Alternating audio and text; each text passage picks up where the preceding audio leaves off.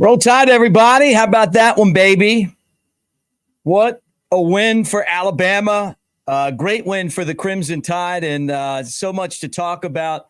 But a 26-20 win for the Crimson Tide, and all I got to say is Roll Tide, man. Let's go.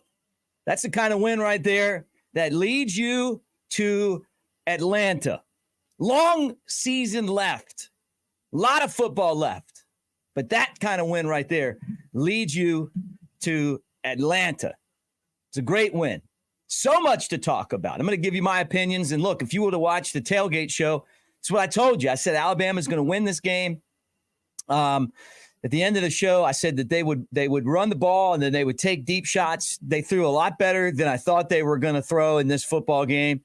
Jalen Milroe with a breakout game at quarterback. When the offensive line blocked for him, he was dynamite. Got a lot of things done out there as far as, just hooking up on deep passes and doing things to get points on the board. And all said and done, this was a tough game. We knew it was going to be a tough game, and I got a lot of respect for the Aggies. But I'll tell you what, that right there is a really big win for Alabama. And I'm going to put up the numbers right here. We'll kind of talk about those. But how about Jalen Milroe? 20 of 30, 3 touchdowns, an interception, 313 yards. He just has a beautiful deep ball. It's absolutely beautiful the way that he's able to throw that deep ball. And I'm telling you right now, that's the kind of win. We're getting reports all week the guy isn't even going to play.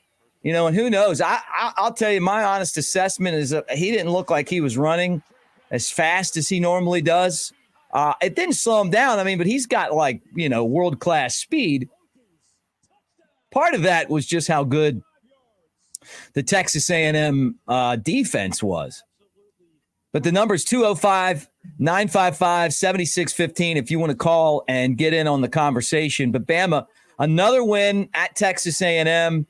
And one of those games, let me throw it up there. Roll damn Tide.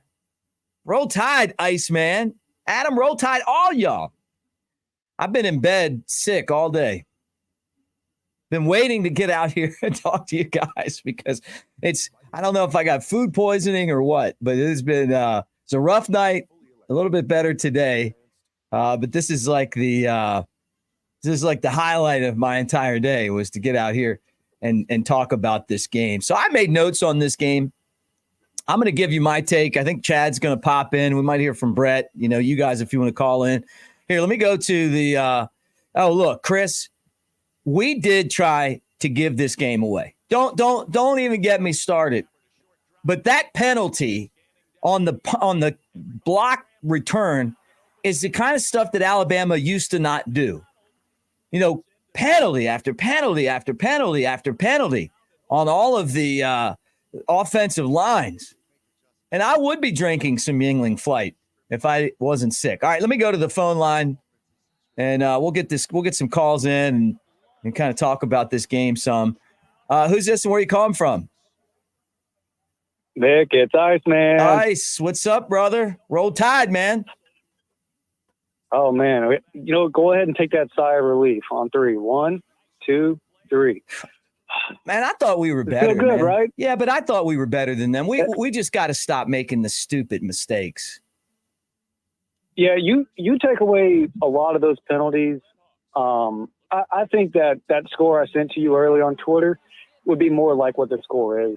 There was a lot of dumb mistakes, but that was still really dominant the way they played, especially on defense. This defense is a wood chipper.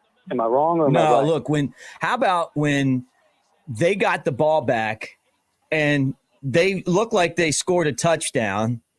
And I got to tell you, Aniyah Smith is a good football player. He is. And I wanted him to have a bad game, but he didn't. He's a good player. He did some things today, but when he didn't get in the end zone and we just kept pushing him further and further back, the safety, the way that the defensive line, all we heard about all week was how bad our offensive line was and is. But it was our defensive line beating their ass that won the game for Alabama. Plain and simple. I mean, they took care of business. I absolutely agree. Not going to shout out too many of the shows, but I know that there's one that rhymes with Rain and Company. Jake Crane was saying that Jalen Milroe is going to have to pick apart that Texas A&M defense through the air, and he doesn't trust him to do it. Well, I don't know about you, but you just read those stats, and it looks like he did just exactly that, along with our breakout receiver, Jermaine Burton. Yeah. Where was he last year? I don't know. I mean, look, let me put up Burton's stats. Do I have this right? 9 of 97 with 2 touchdowns and that fumble, which the fumble was not good, but yeah, 9 of 97. The one fumble, yeah. And there it is. So yeah, I mean, like, look, I don't know.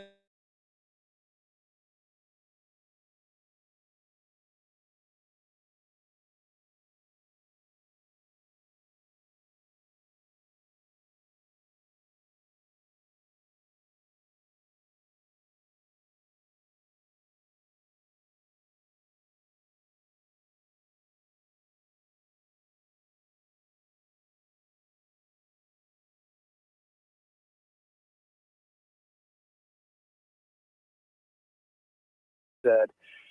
But yeah, Jermaine Burton.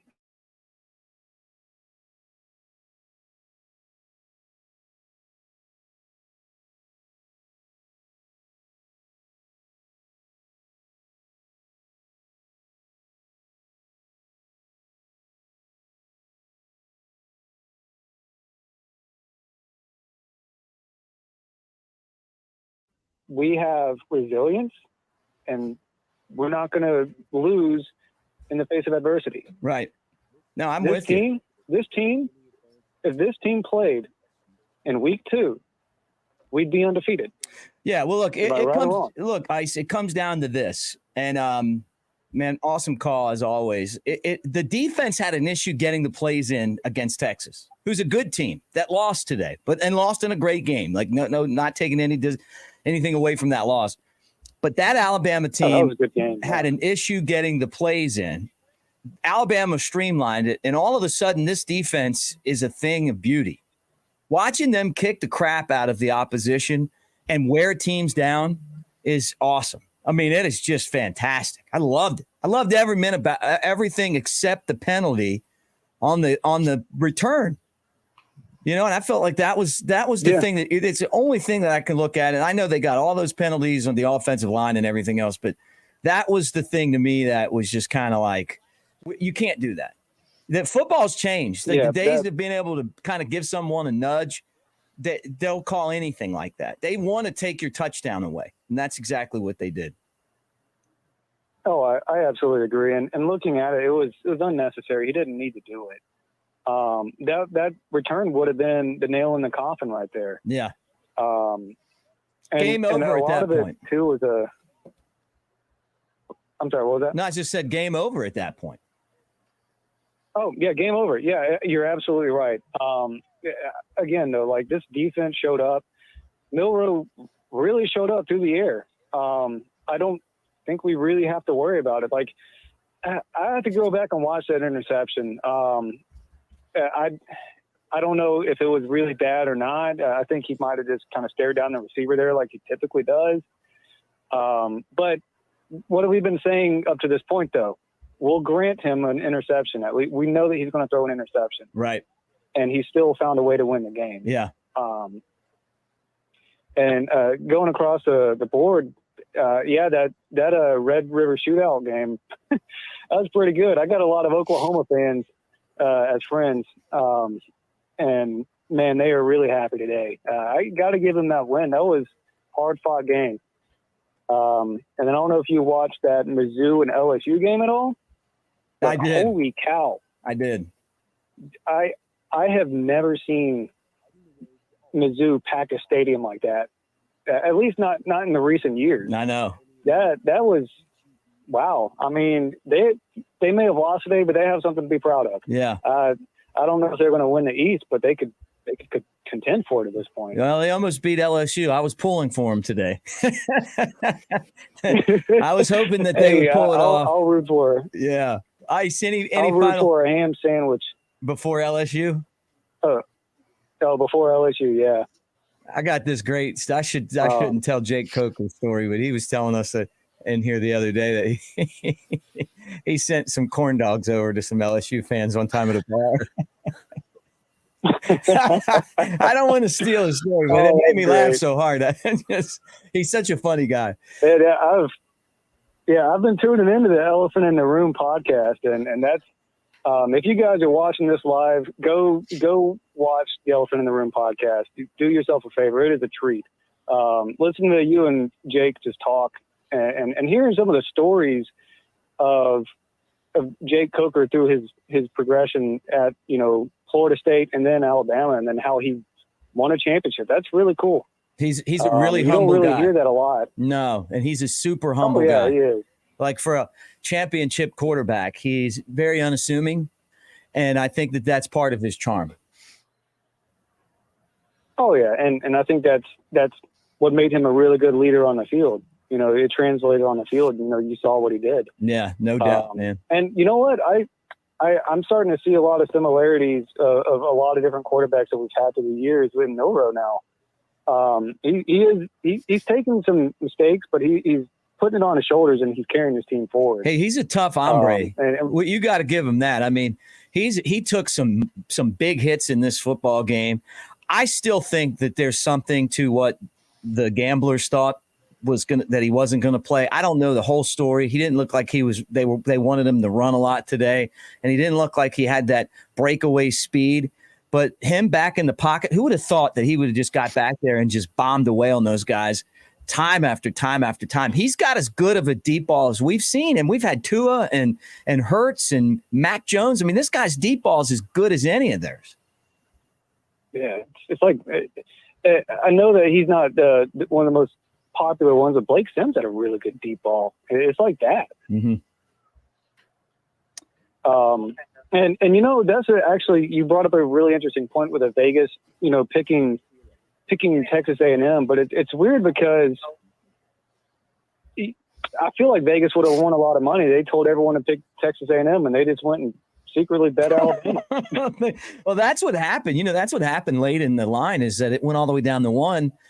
And then all the late money came in. I mean, the real late money came in on Alabama, and the line went up to 2.5. So it ended up at 2.5. But part of that could have been that Alabama was like, look, the guy's practiced. He's had not only has he practiced, he's had a great week of practice. So I don't know, man. It's such the whole Vegas world is such a different place. And you just never know. I mean, but there always seems to be like 2 years from now, we'll find out the real story. It could have been a great cortisone shot or, like who knows what happened. But yeah. But he played today and he played his ass off. He's the player of the game. We'll give our game balls out later. But, I mean, one of them's going to him. He was fantastic, man. What a great win. Iceman, any final thoughts? You got it. Final thoughts, give a game ball to Will Reichard. Yes, he stepped up as our punter when we needed him, and they got to come up with a special teams Heisman at some point, and just throw him a ticket out there. If I could vote for Heisman, I would vote for Will Reichard, alongside a presidential vote for Miss Terry, 2024. Yeah, hey, we all love Miss Terry. All right, Nick. Well, it's good talking to you. I hope next week it's going to still be in good spirits. Roll Tide. Hey, roll Tide, brother. Roll Tide. Great call, Iceman. Chad, welcome to the show. We're going to go back to the phone lines here in a second, but welcome in, man. It was a little bit too close for comfort there, but RMFT. Yeah, I'm a minute or two. Come on, baby. Yeah, I'm a minute or two late. I had to be picked up off the floor for a minute, Mick. My oldest one watches the games with me a lot of times, and he told me today. I was actually mad after the win. Like, this was the perfect game, because Alabama goes on the road and wins. But this shouldn't have been 26-20. No, I know. Alabama dominated this game. Really, I mean, they did. They dominated this game for most of it. It was field position and some dumb penalties, dumb mistakes, the Dallas Turner mistake. Yeah, all those things are what kept it close. And I'm getting reprimanded after a victory because we won, and I'm upset because it wasn't by enough. But I think if you had asked anybody on Monday, hey, you go to College Station, you win by 6 on the road, you happy? And I think anybody would say yes, no matter how the outcome looked. But man, there's so much to talk about with this game. So many good plays, players, people who stepped up. But the great thing is there's so much still to work on. So, that they always say that's Nick Saban's favorite victory, right? Like, you win the game, but there's countless things that you can do better. Yeah. And Iceman was right. I truly don't know if this team would have beaten Texas in week 2. I think it would have been pretty tight either way. But I think that this team has obviously evolved over the last month. Yeah. And now with Arkansas on deck, you hate to take anything for granted, but that's what should be a win. Tennessee at home, we talked about this the other day. The path is set for Alabama now going into November, the way this team's progressing. So they keep everything alive and build up a little more confidence, a little more momentum today. All right. Great stuff, Chad. Let's go back to the phone lines again and talk about this 26-20 Alabama win in College Station. Bama now 6-1 at the Aggies all time. Who's this and where are you calling from? Hey, Mick, it's Adam calling from Georgia. How are you? Adam, roll tide, brother. Roll tide. What'd you think?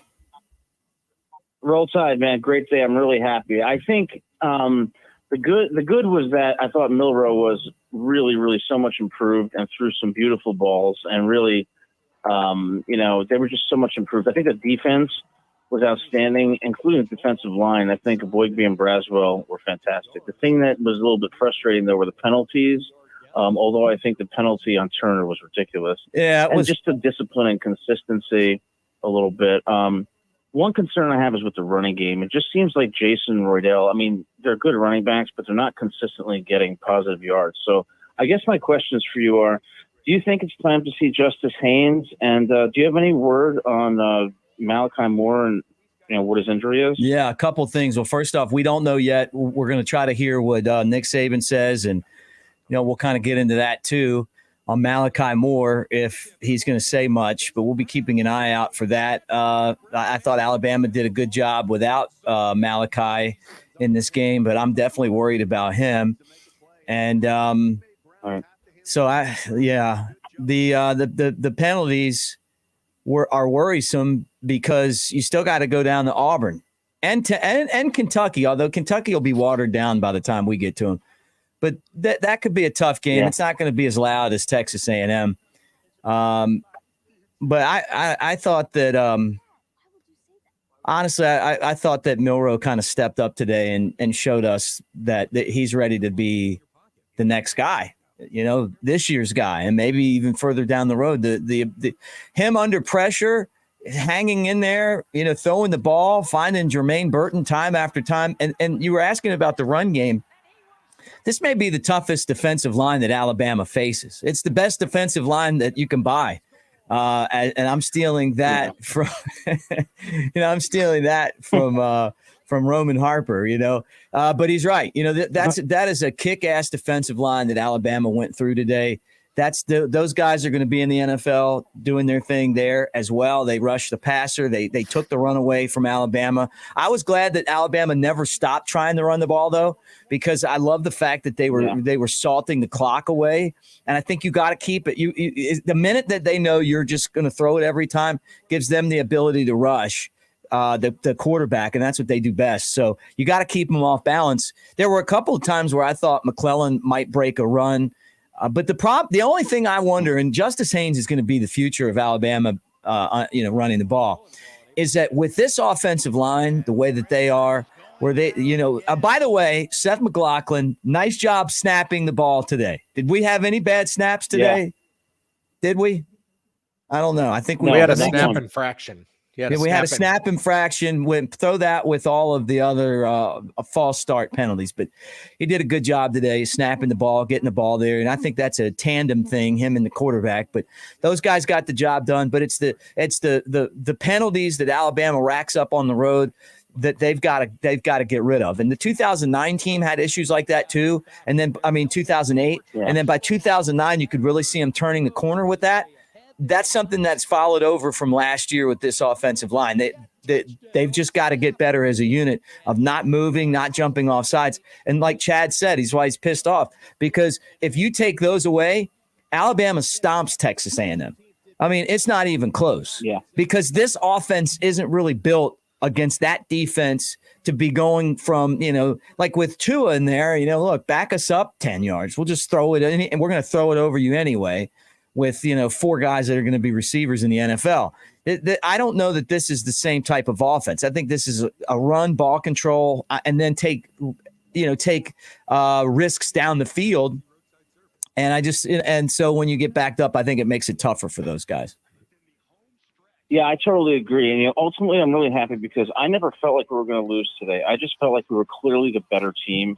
And I think Chad's right. The table is set for us to go to Atlanta. And I think when we do, we're going to beat Georgia. I want to see them. Overall, great day. Great talking to you. And, roll Tide. Roll Tide. Great call, Roll Tide. Adam. One of our two All-American callers right off the bat. Chad, let's go right back to the phone lines again and get into this. Who's this and where you calling from? Hey, man, this is Cam, Brunswick, Georgia. How you doing, Mick? What's up, Cam? Roll Tide, man. Yeah, Roll Tide, man. I tell you what impressed me, man, was Milroe's composure, how, he would get sacked and he'd get up and he would play the next play. And he had a solid game. I know he took some sacks and made a couple of errors, but he played the next play. And something good happened when he did that. And that's, man, I tell you what, I can't be more excited for Milroe and his future at Alabama for the rest of this season. I agree with you. I'm 100% with you. I mean, it just felt like today was his coming out party. This was the day where Milroe broke out. Like he won the job. He was clearly the best guy. I think that he might have even been nicked up today and played hurt a little bit and did it and got the job done. He withstood one of the best defenses and defensive lines that we're going to face. Mistake after mistake by the offensive line, jumping off sides. He got absolutely smashed on that blitz in like the third quarter and got right back up and got in there. And I think after that point, that's when the offensive line was like, you know what, we're not, they protected him really well after that. And it's hard to do that when you're talking about, the type of pass rushers that the Aggies have. But by far, this was a breakout game. Yeah, they did. And I truly believe that Alabama now has their identity and who they are. And what they're doing is they're playing smash mouth football. And I'm really liking it. And the play action pass, man, you could see those linebackers, they would bite on the run, and that would open up the big play downfield, man. And that's what really gets me excited. And, man, Alabama has so much potential for growth. I mean, they haven't got to their max potential yet. And, man, I tell you what, there's a lot of potential for Alabama to put a lot more points on the board if they can just play a little bit more disciplined football. Yeah. No, there's no doubt about that. I think that this particular game was the one that we all looked at, and I think we were all worried. And I know that Texas A&M isn't ranked, but they probably should be. You're going into a hostile environment. They've kind of been a thorn in our side for the last 3 years. They were again today. This was made for them to win. All we heard about this week was how good their defensive line was, how there was not a step-up receiver for Alabama. Alabama wouldn't be able to withstand their rush. What would happen if they fell behind? And what we found out is that Alabama's defense is better. Their defensive line isn't quite as good stopping the run, but it's just as good attacking the quarterback. They're the team that you don't want to face. Jermaine Burton showed us today that he can be a go-to guy and he'll just beat you into the ground. And this is the type of win that those guys are flying home and they're going to know in the back of their minds, we can be champions.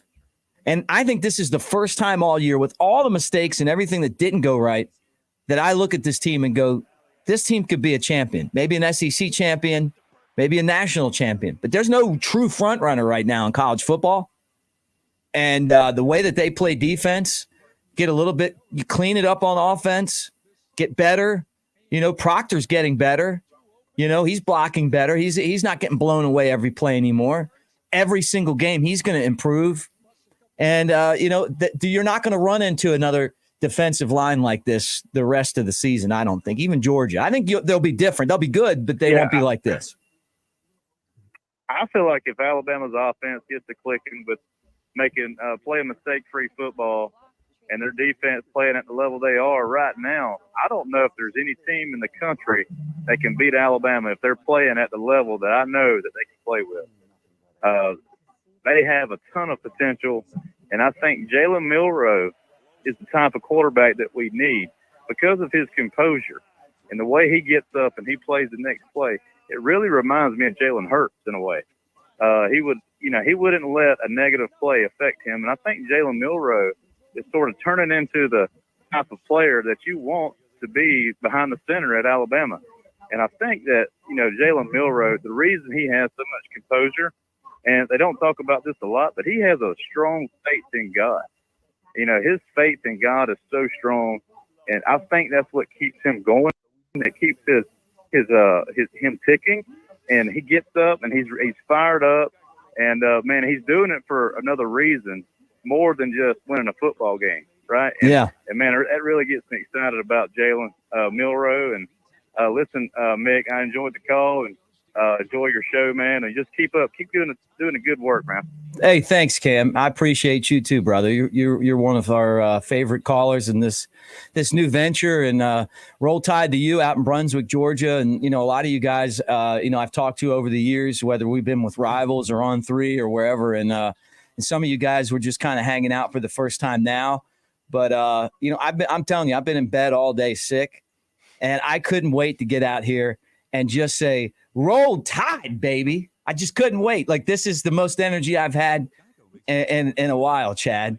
Roll Tide, man. I feel Roll it. Tide. Yeah, this was a day I kind of woke up on eggshells today. You did. You were worried. I was all week, man. I was worried. This was just a game that I wasn't looking forward to because it's one of those, I agree. A&M is especially at home, I think they're a top 25 team. And when you go there and win, I mean, it's a good win. All right. No matter what, that's a good win. Get out of there with a victory. I wanted to hit on Proctor and Milroe real quick, though. Remember the play, you mentioned it, where Milroe got lit up, fumbled the football. Proctor was the one to recover it. And if you go back and watch that play, I want to give Proctor a lot of credit because I've given him a lot of shit. So if you go back and look at that play with Proctor, he had two guys rushing him. The blitz was coming from that side. Proctor took the inside guy, which is what you're supposed to do. You're supposed to force the defensive rush to go outside and as far away in the longest path possible to the quarterback. Well, he does that. And then when Proctor knew that the edge guy was around and that he had a free shot towards Milroe, Proctor, if you saw it on the television broadcast, Proctor actually turned around and saw Milroe get hit, and he saw the fumble, which allowed him to go back and recover the fumble, because if he doesn't see that, that's easily Texas A&M's ball. Right. So props to Proctor, one, for doing the right thing and taking the inside guy on the blitz. For two, once he knew that other guy was around him, he literally turns around and watches the play, which I had no problem with at that point. So a lot of credit to him on that specific play. Still some things to clean up, but I think people, especially the TV broadcast, which was awful, by the way. But please get Gary Danielson off of my TV. It was so bad. Does anyone like Gary? No. I know that most of the majority of us, and I don't mean this as a personal attack on him as a person. I know he's a nice guy. I just cannot stand him as a commentator. Yeah, do you feel that way, Chad? 100%. He spends Christmas by himself. Like, he's the most annoying guy ever. It's just incredible. It was to the point as well when Aiyana Smith, I'm pronouncing his name wrong, but there at the end when A&M scored a touchdown and they brought it back to the 2-yard line, he wouldn't shut up and let Gene Steratore, who is the actual official Right. A Super Bowl official talk. Yeah. He kept interrupting him, and it drove me nuts. So anyway, but great job by Proctor. And with Milroe, what's so funny and frustrating about Milroe, one, I was annoyed with Tommy Rees on the first possession of the game. The whole world knew what Alabama likes to do, and that's run the ball first, pass the ball second. And they came out to me very predictable, but props to him and to Milroe for changing it up on the next possessions and then also executing with Jermaine Burton. But Milroe, what's so funny about him, I texted you and a couple other guys during the game. This guy still has so much to clean up on the easy throws, but then he makes this ridiculous difficult throw, like the one with Burton. Remember, he missed him on the cross going towards the pylon wide open, but then he hits him with a guy who's got him blanketed in the corner of the end zone, and it's thrown perfectly. So it's just funny to watch how he can be so good and then have some basic mistakes. But like everyone has said, it's so exciting because of what the last caller said and how much there is to continue to grow and get better. This team's not even close to as good as they're capable of. Yeah, that's the exciting part. All right, let's go back to the phone lines again. He's Chad Anderson. I'm Mick Gillispie. This is the Bama Tailgate YouTube channel, and we appreciate all you guys for hanging out with us and talking football today. Who's this and where you calling from? Brett Elmore calling from Walker County, Alabama. There he is. There he is. My main man, Brett. What is up? Roll Tide, man. Hey, you were sweating it out, brother. You were sweating it out. I was watching a different ball game. Apparently, I don't know. I was sweating it out. Well, they did some things right, and they did some things wrong, and then they did some more things right. And then when we look back now, we can tell everyone that we kicked their ass. Yeah, that's true. I mean, I'm just kidding. I got respect for them. They're a good. I like their fans, and they have a tough team. They, Kyle Field. I mean, it posed some problems to us, obviously, because it's 9 pre-snap penalties. Yeah, no, it was more than that. Or maybe 9 of the pre-snaps, right? Yeah. Yeah, the pre-snap penalties. I think as far as the penalties are concerned, I forgot how many we had. We had 14 for 99 yards, and then A&M only had 4 for 19. But how big? And we haven't really. I've been listening to the show. How big was that safety? Oh, dude. How crazy was it watching our defensive line truck those guys like they did in that possession? They threw the offensive linemen, those big meaty guys, right into the quarterback. They were not going to lose the football game, probably because would you have wanted to get on the plane with Nick Saban had you lost the football game after the most idiotic penalty in the entire world to hit a guy? It really wasn't even a blindside hit. But you gave the officials the opportunity to throw one of those weak-ass flags because you did something stupid. It was not that bad of a hit. People have been doing that in football since they've been playing football, but you can't do that anymore because these guys want to call those type of penalties, and you got an easy touchdown and would have been game over type touchdown taken back. Would you want to get on the plane with Nick Saban if we would have lost that game? Absolutely not. Absolutely not. And also, let's talk about the halftime adjustments seem to be better every week. Have you noticed that? Yes. Yeah. Yeah. And, someone else was saying that in the comments section, and I agree, man. Yeah. I was looking at that. Rick Knight had mentioned that too. And I was thinking about that earlier. We were down by 7 at the half, come back out, and we played really good football. I thought the halftime adjustments were really good. Again, this week we saw that 2 weeks in a row.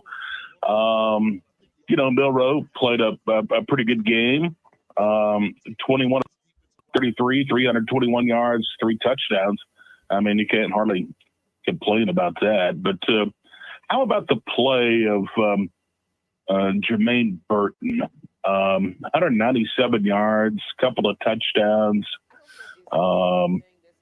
Brett, Isaiah Bond played really well. Brett, hold it right there. Did you watch the tailgate show last night?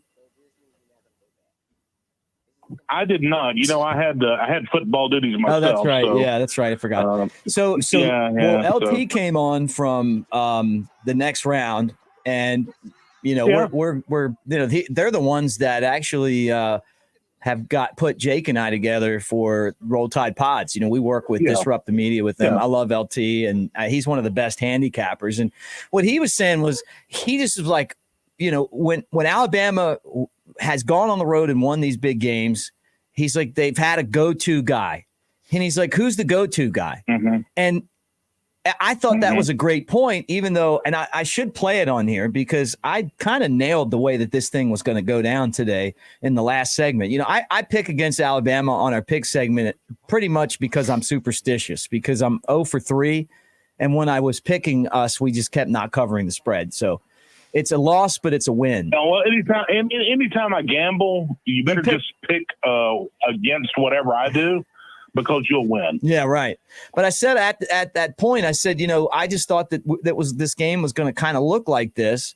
But he had mentioned that we didn't really have a go-to receiver, and he was right. But guess what? Now we have a go-to receiver. Burton just broke out and had a game where he proved that he can be a go-to guy. And this receiving core hasn't dropped a lot of balls this year, which was something that Bryce Young dealt with a lot. And I got to give those guys a lot of credit, too. I know Burton fumbled the ball. He was trying to get a few extra yards. He touched it so much in this football game. But he had just an amazing performance. Yeah, you have Burton, you have Bond back there, on the receiving core. And then Bond, 7 catches, 97 yards. I mean, not to be overshadowed, but damn. All right, yeah. I mean, but, rushing the football, in the first half, I think we were negative 13 yards there in the first half, and then turned around and we finally got into the plus category. I think we rushed for 23 yards. Still, that's, not good enough, but ended up with 344 total yards, which is good. But most of that's been through the air. But, Saban, even in the preseason, he was wanting to get back to kind of old school smash mouth football. And we got to be able to run the football. Yeah. And it goes back to the offensive line. I'm still not happy with the offensive line. Could get better. Yeah, they're getting better. They're getting better. But they're going to get Milroe killed back there if they're not careful. They're getting better. But the run game. But you nitpick. I mean, how can you?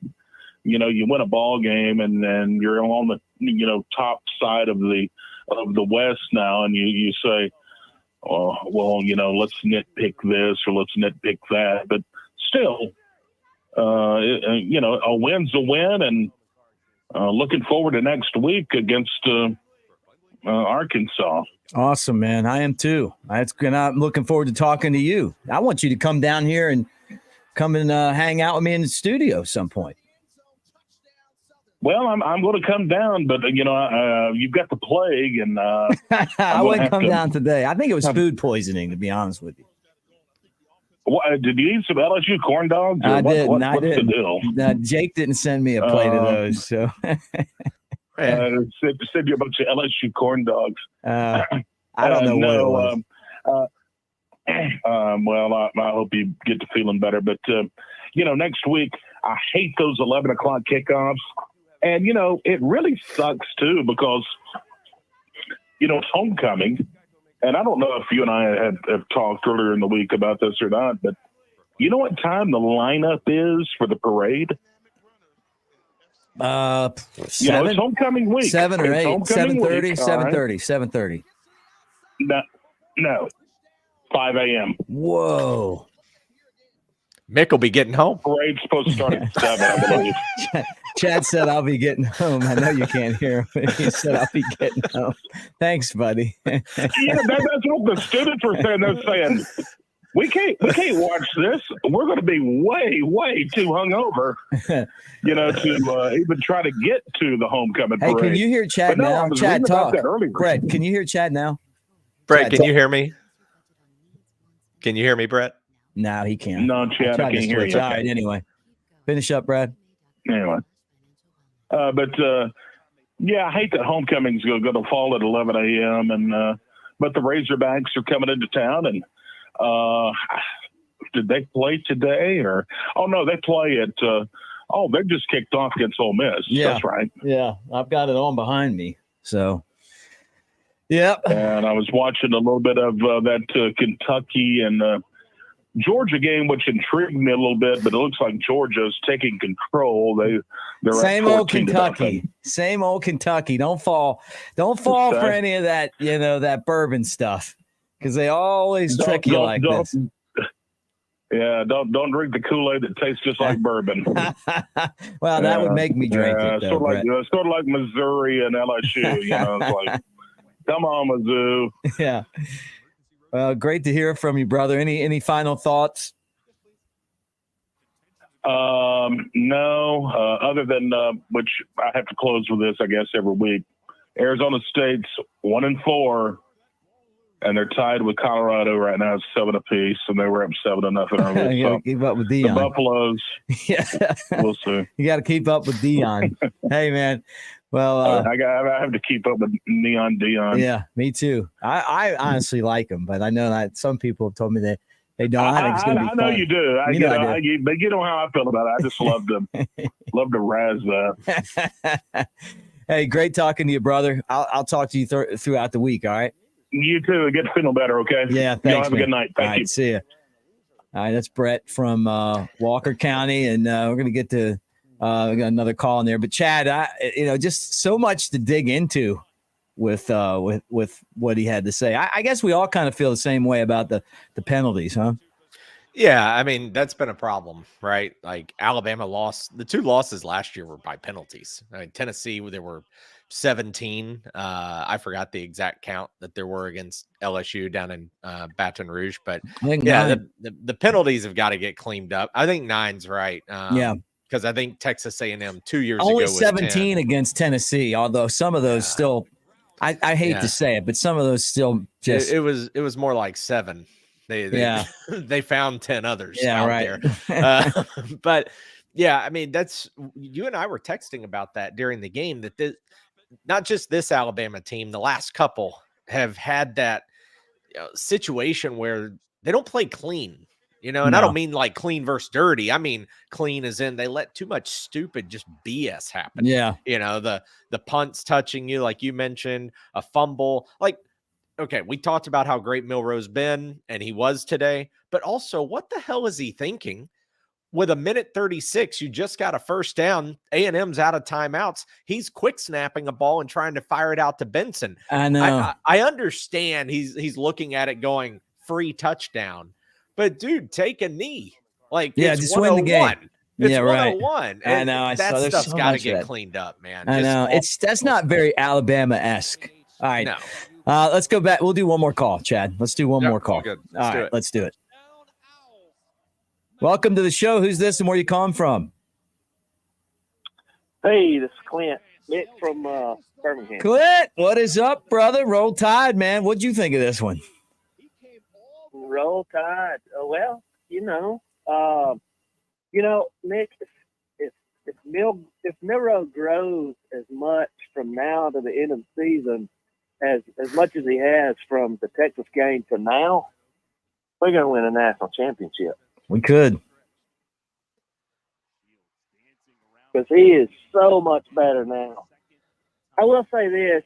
I thought a couple of those sacks, he could read, a little better, see what they're doing. Right.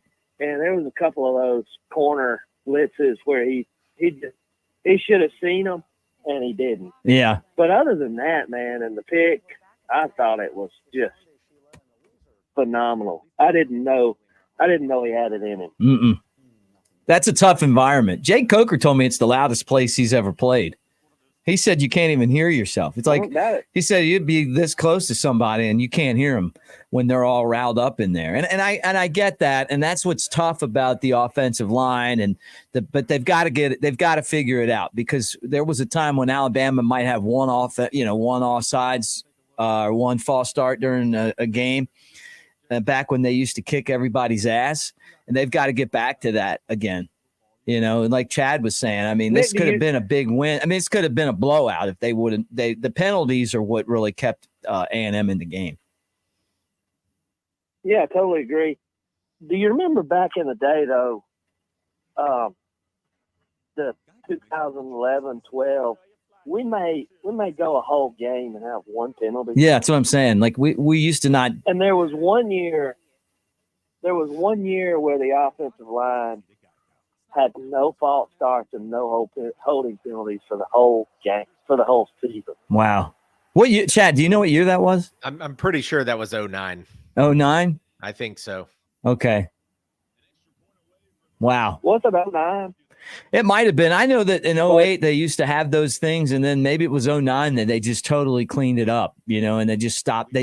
That team was on such a mission after the loss to Tim Tebow, because they knew they could be champions. And that 09 team, still one of my favorites, probably my favorite. Chad and I and some of our other friends, we all went to the game in Pasadena. And his friend and my acquaintance, I actually dumped a bourbon on when that at the end of the half, with that fumble, interception or whatever turned into a touchdown. We were walking down the stairs. Yeah, my bourbon and Coke ended up on his white shirt. But everybody was happy because we were winning the national championship. I'm joking. I'm friends with him too. If he's watching, I'm just giving him a hard time. But what are you? What's your thoughts on how do you fix this? How do you fix the? Is it the loud environment? Is it really that bad? I mean, this stuff's been going on all year, so it can't just be the loud environment. Even though today maybe they've gotten better, but then there's a loud environment that they haven't been in. So, well, first off, I think that if you can improve on the snap, whether that be, well, it's always going to be on the center, but it is it's a circuit, right? It's the center and the quarterback. They're like a battery in baseball. Then you can figure out how to work together as a tandem on the offensive line to be able to know when the silent snap count's coming and not jump off sides. Same thing for the tight ends. There was a tight end involved in that. They just have to. That'd be something if I was Nick Saban, when we're playing games, when we've got weeks when we have extra time. That's one of the things I'm making a priority is to get the snap count better, to get offensive line not jumping. You just got to go back to basics. I think you just got to keep practicing and practicing and practicing.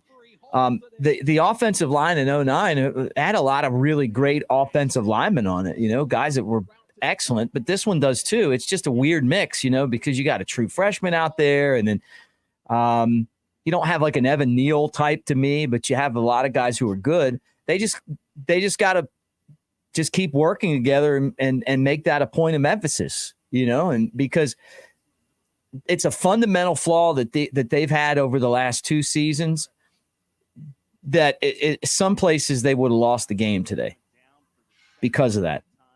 Yes. Yep. Yeah. Well, I think after the Texas game, I called in and said, if the offensive line gels and they can protect the quarterback better and they can run the ball. And I do agree with what you said earlier. This is the best offensive line that we'll face all year. And we didn't get a lot of yards running the ball, but we ran it effectively. Right. We ran it enough to open up some throwing lanes. Yep. And that's all we needed. So, they have gelled. They didn't allow, like I said, some of the sacks were on Milroe, and then we gave up some sacks, but still we're we gave Milroe time to throw the ball time after time today, and I think that's a vast improvement over what we saw in previous week. Oh, yeah. I'll tell you what, Clint, I just feel so good about the direction that this team's going after today. I know that Milroe can be a star. I know that he can improve.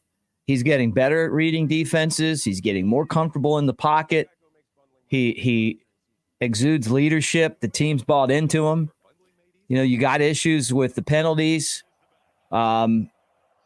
They ran into a brick wall today, running into that defensive line for Texas A&M. But when you stacked up the two best defenses in the SEC, we found out that one's better than the other one. And that one resides in Tuscaloosa, and that is a good feeling. Oh, yeah. Mm-hmm. Yeah, I can't say enough about the defense, man. It's fun to watch.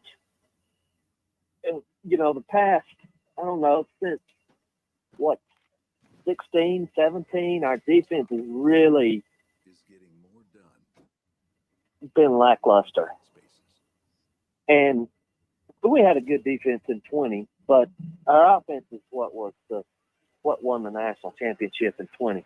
Right. But it's really fun to watch the brand of football when you know you got a defense that can keep you in every game. No doubt about it. That's the kind of when you have a defense like this, you're gonna be in every single game, and there's gonna be some tight games. But I'll tell you what, Alabama and Nick Saban have found a way to win these tight games over the years, and I kind of felt like that going into the fourth quarter. I thought, we just kept doing dumb stuff, but I thought we're gonna make one more play. And what you hope is that the next thing that we see this team do is just be a little bit more mature, not make the stupid, we're going to block the guy in the back penalty on the touchdown return for no reason. We're not going to jump off sides. We're going to be more disciplined. And that's what I'm hoping that happens next. But I thought Tommy Rees for the second straight week had a great game plan with the offense. And I thought that Alabama executed that game plan, and then that the defense was just nasty. And Max Johnson's a tough SOB too, by the way. That guy took a beating today. About it. God, he just kept getting back up. Beating, and honestly, I thought he would quit. So did I. He would quit and throw 2-3 interceptions. He didn't. He's tough. But he did. Yeah, he's tough. Well, Clint, great win, man. Any final thoughts, brother? Yeah. Yeah. What's the guy who was right on before me? What's his name? Brett. Man, he's got the greatest voice. I know. I might give up a Saturday's worth of beer to have a voice like that. He's got the great radio voice. Yeah. Yeah. If he's not on radio, he should be. No, he is. He's on in Jasper, on WJLX in Jasper. That's one of our affiliates for the Tailgate show. He's a good friend. He's great. Loves sports, and love that he, just like you. I like all you guys calling in and talking about the game. But yeah, he makes all of us a little bit envious when he gets on there with the real deep pipes. Starts telling us about Alabama football. All right, Mick. Hey, hope you get to feeling better, brother. Thanks, Clint. Roll Tide, bro. Roll Tide. Great call from Clint. Great calls from all you guys. And now Chad and I, we can get together and start breaking this thing down a little bit more. I'm still trying to find out if there was any comment made on Malachi Moore. So, we are efforting for that right now. Here's the notes that I had, Chad, and you I make notes during the game. I'm just going to read these to you. Yep. Bad punt leads to field goal, right? And then Burnup eventually got hurt, right? He did. Yeah. Quad or hamstring. They said it was funny because they say he was holding the top of his right leg, which that's your quad. Right. But then of course Gary says hamstring. So, Gary. so that's the back of the leg. Uh, No, I don't know which one it was, but yes, Burnip was out and Will Riker did an amazing job. Yeah. Penalties and Milroe holding the ball, was something early in the game that I thought was kind of holding Alabama back. I said we needed more of a pass rush at the beginning of the game. And then, my next note is Milroe has a beautiful deep ball. Burton, Daniel Moore. Like this could be Burton's Daniel Moore game, right? After he just kept catching all those passes. And what I wanted to remind you guys about is that if you are a Daniel Moore guy, you like New Life Art, our shows are always brought to you by New Life Art. There's a special deal that they have. If you use Bama Tailgate or my name, Mick Gillispie, it's a discount code. And right now, if you buy one of the 2024 Crimson and White Fine Art calendars, you get one for free. So if you're a guy like Chad and you're always looking for that, BOGO deal, right? Buy one, get one. You got to take care of Catfish, your dad, and you got to take care of Mudcat, your brother. You can for the same price. Yeah, like the cats is what we really do call those two. You can take care of both of them for the price of one calendar. And they would, Cat and Mud would love one of those calendars. So with Bama Tailgate, you can go to newlifeart.com and buy one, get one free. But BOGO that's the term we use now, Chad. BOGO. You're trying to keep up with the kids. Yeah, these days with BOGO, right? That Burton could have had his Daniel Moore print game. I mean, it was like, whoa, another one. Not again. Are they going back to him again? Oh, he's back again. Another touchdown. What are we doing here? He also I was waiting for him to get kicked out because he got that unsportsmanlike conduct penalty in the first half. And then he continued to just make plays and score touchdowns. Right. And so I kept waiting for him to get a second one and get kicked out of the game because he was celebrating. It would have been a very terrible call by an official if they had actually thrown the flag for anything. But when you get, it's like in soccer, you get that yellow card and you're on edge the rest of the game. It's like, oh my God, you get the second one, you're done. Quick note here on Malachi Moore. Saban says he has a twisted ankle. Okay. And so, that's really it. It's just twisted ankle. Doesn't really go into detail. He was in street clothes. But twisted ankles are kind of weird. High ankle sprains can keep you out for a bit. Twisted ankle, it doesn't sound as bad, not supposed to be as bad, but we'll look to see. I mean, not that again, you want to discount Arkansas, but you hope, all right, can Malachi get back for Tennessee? If not, worst case, hopefully he can get back for the LSU game. Burnip has a pulled muscle in his leg. Dude, the way Will Riker punts the ball like hell. I mean, Burnip's great, but my God, Will Riker can just do everything. I know. All special teams guy. Unbelievable. Look, him coming back and not going to the NFL is going to help him in the long term. All right, Chad, I'm going to put some of these comments on here, and I want you to comment. All right, let's do it. I love this. DJ Smitty, Saban knows what needs to be fixed. Enjoy the win. When everybody counted Bama to lose this game, roll Tide. I was sound of that. I was surprised how many people did pick Alabama to lose today. Yeah. And it's not that I was confident they were going to win. I knew this was a game that they could lose. I said, I actually did a YouTube short right before the game, myself and Nash. I went 24-23, Alabama to win. Nash went 30-24. I just knew it would be close. It was a grind. Said it earlier, though, perfect game for Alabama. Went on the road, build confidence, continue to establish the identity, but then enough stuff for Nick Saban to say, hey, you guys aren't great yet. We got a lot to work on. Right. And I hope he does. I hope Angry Saban gets on those guys on the plane. I hope he's that, like when you saw the clip on the Elephant in the Room show, and Jake's like, we all had party hats on and we're having a birthday party for Nick Saban. And he gets up there and he just starts yelling at them about, if you want me to have a happy birthday, you guys need to do this and this. Like, slam the cupcake into the ground. They're the same guy that would win a national championship. And in the, like, on the plane ride home, he's already angry about the roster for next year. That's the guy that they need to encounter right now. Like, hey, I'm happy because I'm happy, DJ Smitty, because this was a killer win. This was a big win for this team. This was a big win. But you know what? Next week is, you got to get up early for Arkansas, which I love an early game, because then I can do this show and then we'll be done for the day. I don't have to do any more work, right? Not that this is work, but when I'm not sick and these games get late, Chad, sometimes I get a little bit too much of the elixir, and it could be. Well, you said it earlier, Mick. I didn't know in America we considered tequila food poisoning, but whatever.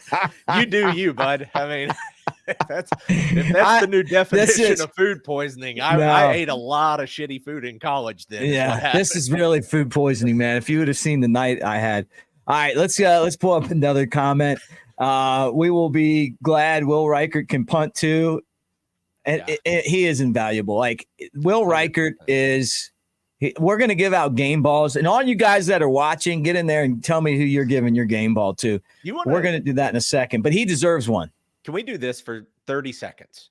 Can we just name off some awful kickers to appreciate Will Reichert and what we have today? Flugner. Let's go. Hold on. I got to tell this story. All right. I was in school when Flugner missed the extra point to lose to Tom Brady in the Orange Bowl, right? Yeah. And I went to the movies to try to get my mind off of that loss. And the football team was in there. And some local guys in Tuscaloosa were in there. I don't even remember what the movie was, but those guys kept yelling the whole time, like throughout the whole movie. They were going, Flugner. I don't know if Flugner was in there with some football players. They said Flugner it was getting to the point where my ribs hurt because I was laughing so hard. Anyway, all right, get back up to your bad kickers. Think about it. Like, think of all these names. Okay. How about Bulovas? Oh. How about Papanastus? Yeah. How about Ziefel? Remember Coach Fran and Ziefel? Thank God I don't. How about Lee Tiffin? Lee had a good. He came back. But it wasn't a great start for him. How about freshman Lee? Is that fair? We go freshman. Yeah, Lee? freshman Lee. Yeah. How about Cade Foster? Oh, yeah. Remember that guy? Who's the guy that missed all the field goals at Arkansas? Was that Tiffin? That was Tiffin. That was freshman. That's what Tiffin. I thought. Yeah, that was freshman Tiffin. Yeah. So came back strong though. He did. His senior year was good. Yeah. All right, let's go back to the comment section. Scotty says, "Roll damn Tide, Bama against the world. They hate us. They do. Oh, they do. They hate us. I mean, Chris Doering, former Florida Gator, just what a dumbass.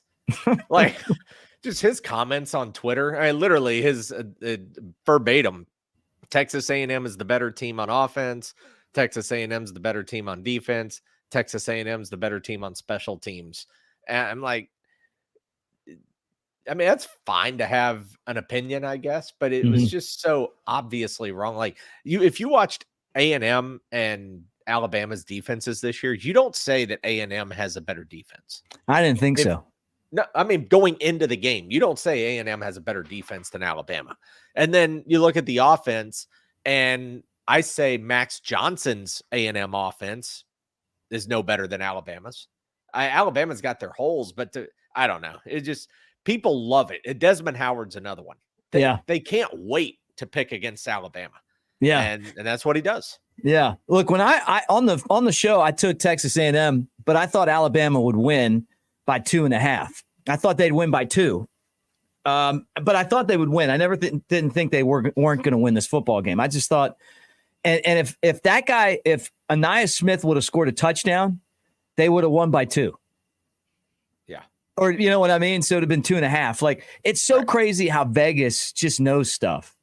They're pretty good, man. And that's why They're when the pretty whole damn thing good. came out this week, I'm like, you saw the video. People are like, oh, it's a clickbait. Like, no, man. I don't know what's going on, but when they say something, I pay attention to it because there's just so much money riding on all of this. So who the hell knows what that was all about? But Yeah. at the end of the day, I'm glad they were wrong. They were wrong about the outcome of the game, and they were wrong about about Milroe being not playing. And so what Kenny White was telling me. You saw it on that one clip I did. All right, here's another good one right here. Steve says, never met anyone that likes Gary as a TV analyst. I got it. I've spent my entire life doing broadcasting. And some of the biggest morons I've ever met are the people that are the broadcast executives that put the broadcasts together. You would think that at that level or at the major sports level that you'd be dealing with really smart, intelligent, next level people. Some of them are. Some of them are complete morons. That's why when you turn the games on, I'd say 60% of the time you're like, what combination do we have here? Yep. And with that one, I like the play-by-play guy. I liked Vern when he was there too. It's like sitting there listening to Gary. If I was at a bar and Gary was in there talking, like if I was sitting at a bar and he was sitting next to us, Chad, and he was talking, I'd get up and move stools. Yeah. I want to hear anything he has to say. Yeah, you pull the whole I gotta run to the bathroom and then never come back. Back. Yeah, and then you go down to the well and you pay the bartender at the end with your tab. And the old I'm Irish out of exit. here. Why put a guy on that no one likes? Well, I know one thing. The Big Ten has no idea what they're in for. All those fans, they have no idea what they're in for with CBS's new contract and taking over Big Ten broadcast starting next year. I mean, it's just unbearable a lot of times. And I guess the big problem is Gary he does so much to make the broadcast about himself. Yeah. And like how smart he is or what he saw or how much he knows. It's like, dude, that like when he wouldn't let Gene Steratore talk on doing a replay, I lost my mind, man. I said so many inappropriate things in front of my kid. Just no, never. But I mean, yeah. So we always tell him like, hey, only at home, not at school. Okay. So, but it try is that. Just, yeah, I know, right? I've got a sixth grader, man, or fifth grader. I got a fifth grader, or maybe six. Hard to do. It is 6. I don't know. I just know that he just goes to school. That's what bro. I never know what might come out of school, Yeah. Like I'm not even going to say some of the stuff, but we could do a whole show on just those things. All right, here's another one. Jersey Dolphins, one of my main guys here. Once again, we proved Jimbo is really Dimbo. RTR. Yeah, like another one of those games. Now he's got an offensive coordinator that's actually really good. And this is another thing that I said to LT last night. I said, well, Petrino was at Arkansas. He did a great job, but he never beat Nick Saban. No. Still hasn't beat Nick Saban. You know what, though? I mean, here's the thing is that Jimbo Fisher has far, and I mean not even close, lived up to what A&M's paying him. Right. However, Jimbo Fisher's given Nick Saban hell for 3 straight years. I know he has. Yeah. So, I mean, I get it. It's all whatever, but we can talk shit now because we're not going to see these guys for a while. You won't say, Jimbo Fisher could be the next Alabama analyst by the end of the year, Mick. I mean, by the time the playoffs, you think Nick would bring him in after those comments about things he's got and despicable? Jimbo wouldn't go. Yeah, Jimbo wouldn't go. Nah, he would not go. I don't think he's going to get fired, but we'll see. I think that that's a good football team there. That's the toughest defense they're going to play. And I'm telling you that right now. That's why I was very confident. I think Alabama is a team that if they just don't make mistakes, they're going to win. I tell you though, if you're Jimbo, next week is massive because they go to Rocky Top. So you lose 2 in a row as Jimbo Fisher, you run out of excuses. If you've got 3 losses by the time you get to November, I don't know who they play after Tennessee and the next 2 weeks of October, but you got 3 losses going into November. It's not going to sit well at all. Yeah. Well, yeah. Here's another one right here. I'll let you answer this. Chad, Matt wants to know, is that the best game we've seen from a Bama QB, even counting Bryce Young last year? I can think of one Bryce Young game that was better. From last year? Yeah, from last year. Which one you got? The Sugar Bowl. Yeah, the Sugar Bowl. Sugar Bowl was great. Sugar Bowl was like, but the rest of the season. Bryce played well against Auburn too, didn't he? Yeah. But the problem that he had to me was that the receivers just weren't catching the ball like they are now. Yeah, he had nobody to throw to. Jermaine Burton was not Jermaine Burton last year. Not like he was today. No, not today. Yeah, this was a whole new Jermaine Burton.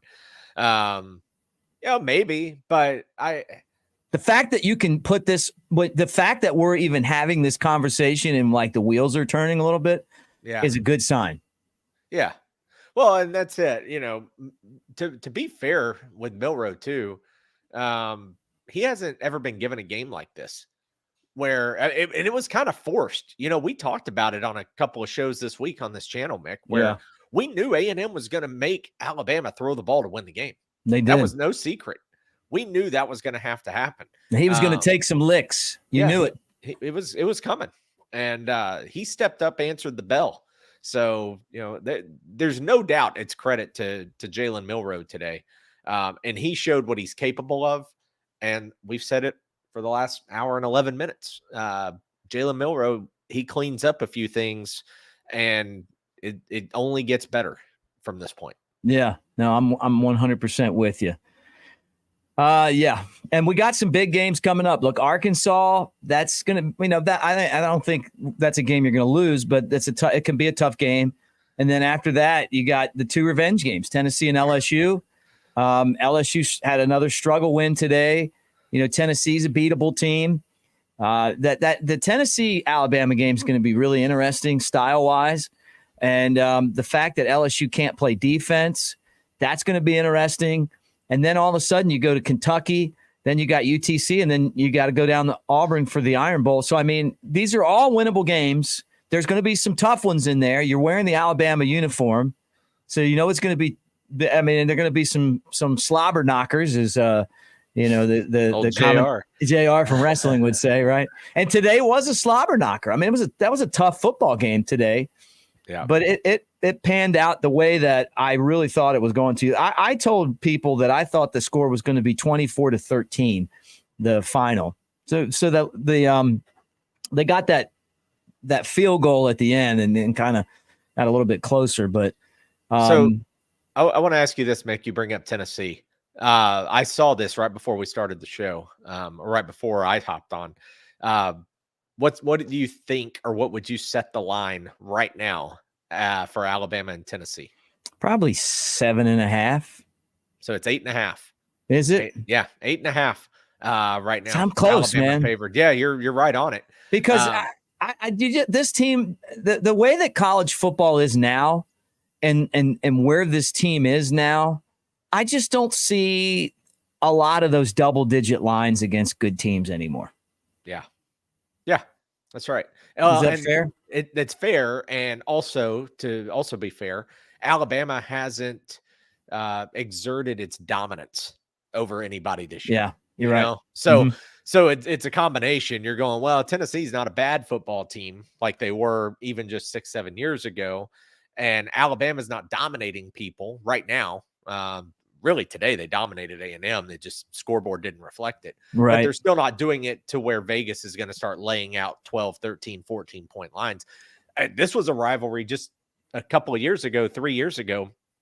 Alabama was 21, 24, 28-point favorites over Tennessee. Mm-hmm. So, yeah, much tighter gap. Well, if was it Dallas Turner with the dumb penalty of the game? You know, if Dallas Turner just runs down the field instead of trying to hit someone that had no chance to make a stop, then it's a 14-point lead. And then Max Johnson's pressured the throw. You take the run away, and then we're going to get another interception and maybe another score and win by like 17. That idiotic penalty, it kept them in the football game, and they did stupid things in this game. You know, and you talk about that. You talked about the play where they could have just taken the clock down to 10 seconds. Instead, they try to score a touchdown, and what are you doing?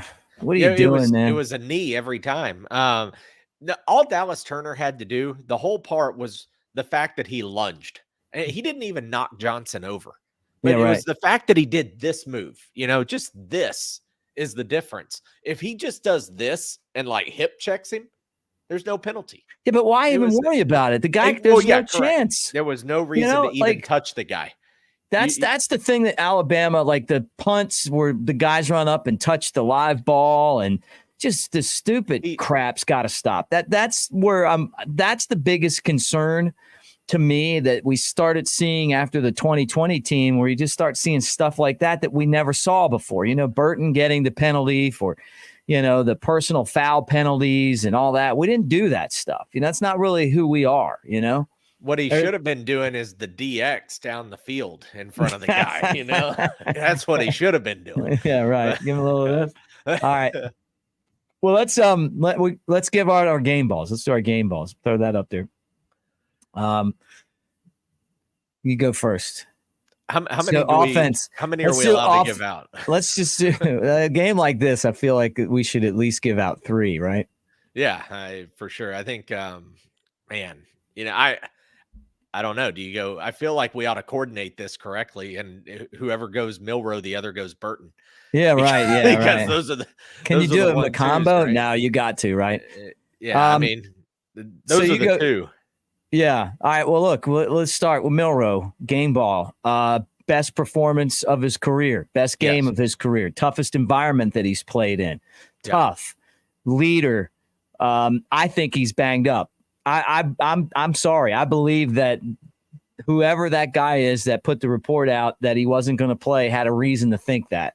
But he played anyway. I don't think he had – I just didn't feel like he was 100% running. I think probably if you – I just had a feeling that he didn't have that explosiveness that I see running. So what did he do? Stayed back in the pocket, threw over top of him, and maybe it's all complete bullshit, and he could have ran, and he just got smothered every time by that defense. But I think he's banged up. He takes a lot of hits. He's been sacked a lot, but the kid's tough. Yeah. He earned the job. He's won the team over.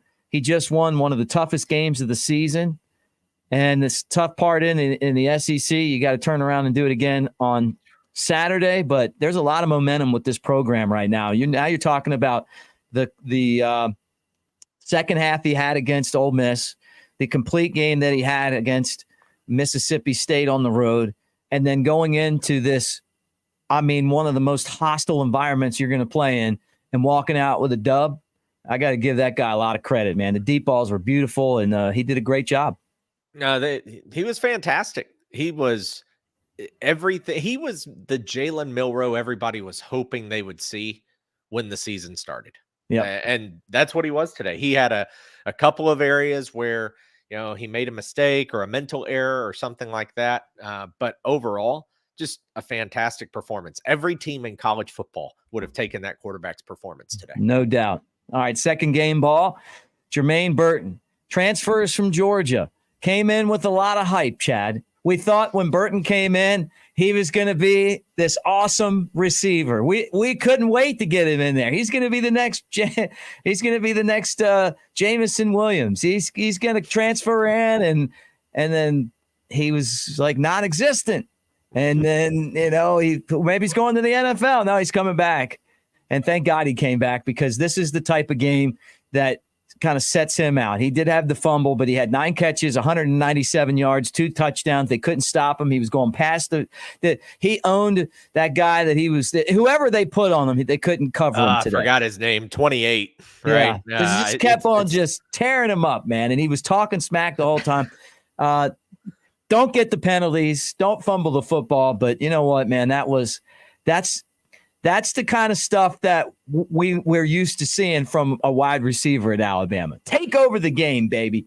He did. And credit, even though he doesn't deserve a game ball today, Isaiah Bond. Yes. Almost 100-yard game. Yeah. It was just overshadowed. Great hands too, that guy. Yeah, fantastic hands, great speed, great breakaway. I think where Bond really stood out was just that first touchdown, because going into this game, it just kind of like gave you that sense of relief. Like, okay, we can score. Because it's right, like that's what you're worried about. Going on the road, tough defense. Milroe, how's he going to play? And then Bond gets separation, makes a touchdown, and then everybody, all right, we scored, monkey off the back. Now let's go play football. So honorable mention, but no game ball because it was Burton and Milroe. All right, and one other one. What are you thinking? I go Caleb Downs. I think somebody in the comments earlier mentioned Keenan, who led the team in total tackles, had a sack.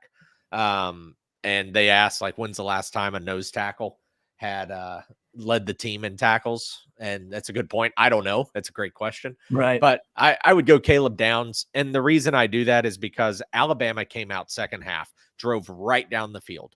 And one of the very few mistakes Milroe made all day was the throw that was picked off, and he had the guy, Nyblack, wide open.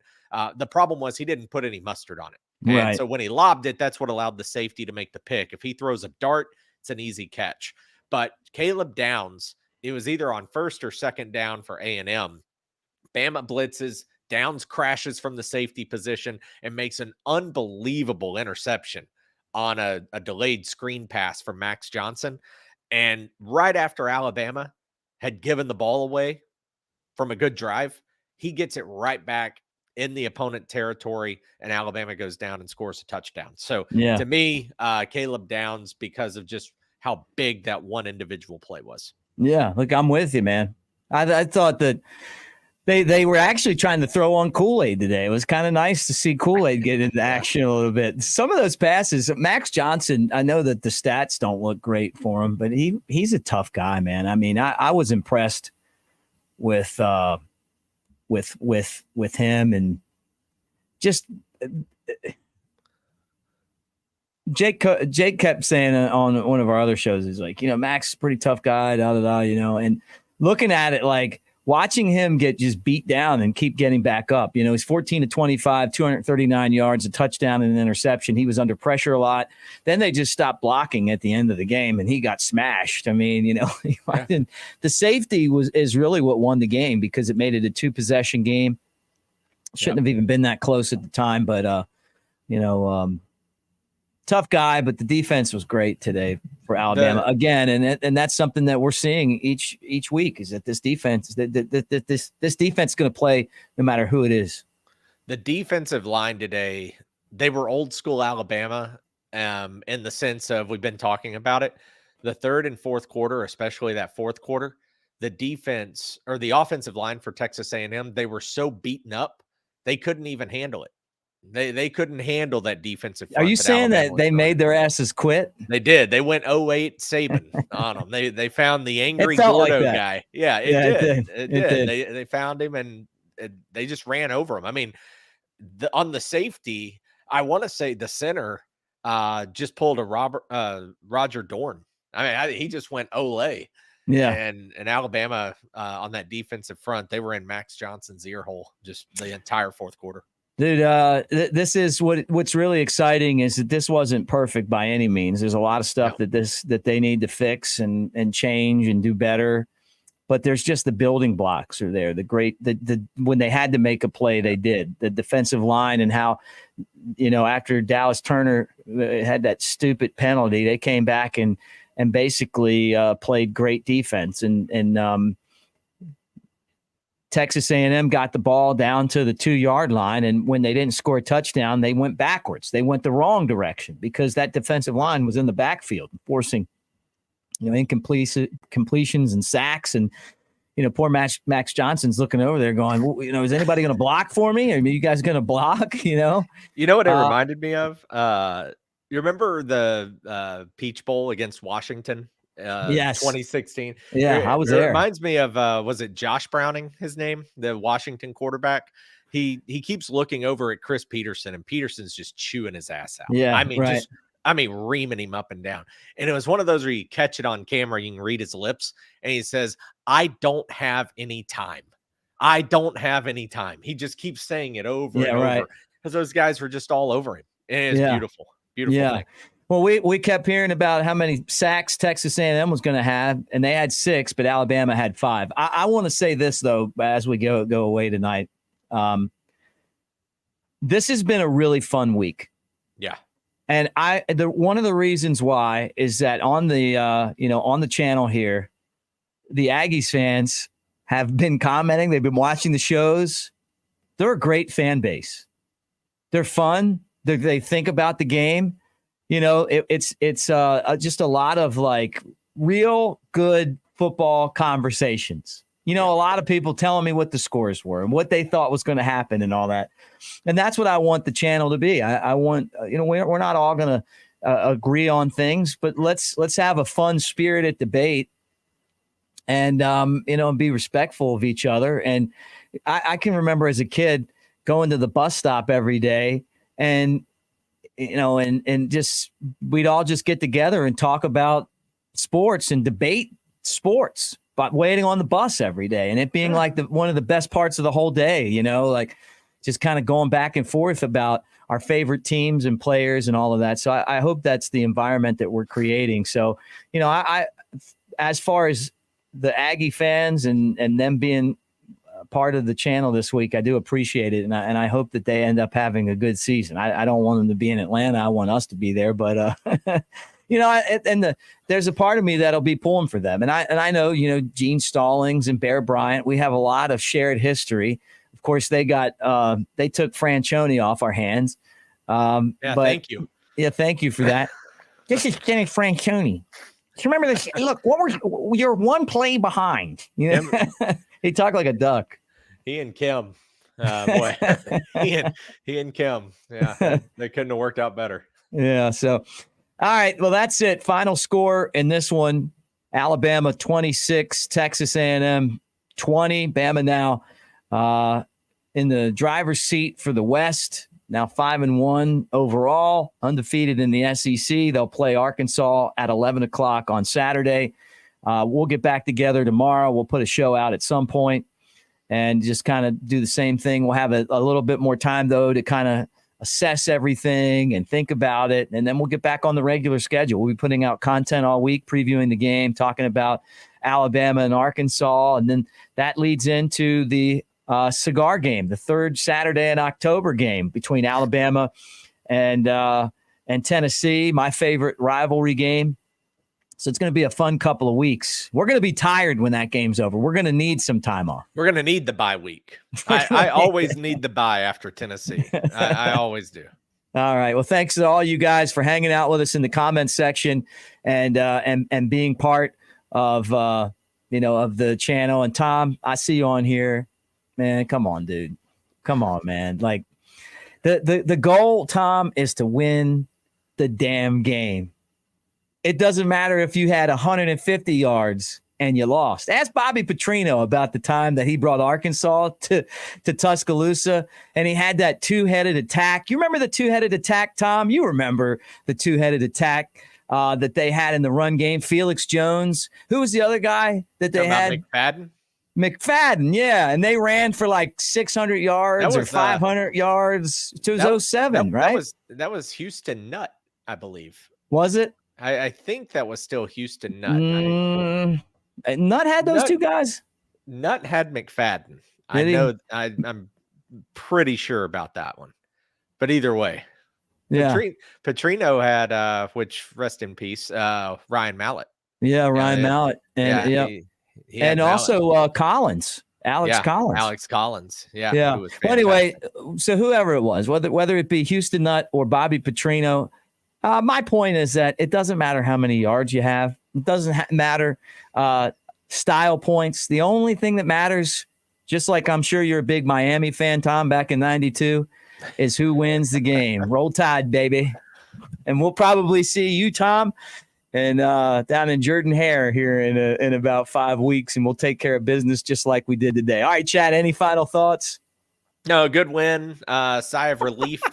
Everything, didn't go exactly as planned, but you get out of the SEC road schedule with a W is always a good thing. All right, guys. Hey, if you're not part of the channel, like, subscribe, give us a thumbs up. Bama 26, Texas A&M 20. Another win for the boys. Roll Tide, everybody.